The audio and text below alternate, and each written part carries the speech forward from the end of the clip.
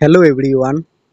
তো এই ধরনের ফটো ইনস্টাগ্রাম এবং ফেসবুকে খুব ট্রেন্ডিং চলছে।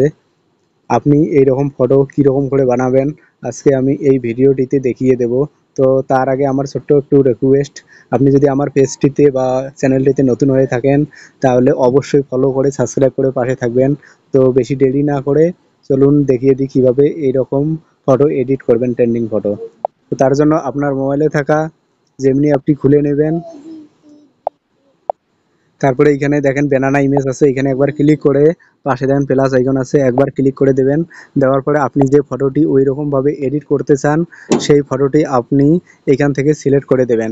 দেওয়ার পরে এইখানে একটি প্রম্পটস লিখতে হবে। তো আমার আগে থেকে কপি করা আছে, আমি এই জায়গায় পেস্ট করে দেব। দেওয়ার পরে কিছুক্ষণ লোডিং নেবে। লোডিং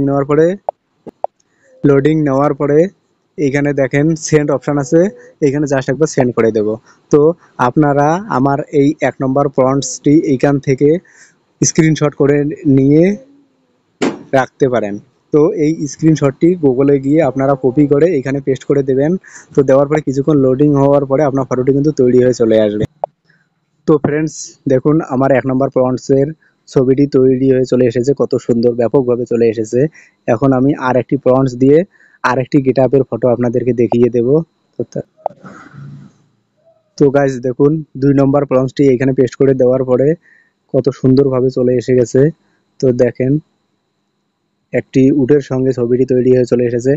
এখন কথা হচ্ছে আপনারা এই ফটোগুলি কিভাবে ডাউনলোড করবেন। তো তার জন্য ফটোর উপরে একবার ক্লিক করবেন, উপরে দেখেন ডাউনলোড অপশন আছে, ডাউনলোডে ক্লিক করবেন, আপনার ফটোটি কিন্তু তৈরি হয়ে আপনার গ্যালারিতে সেভ হয়ে যাবে। ধন্যবাদ।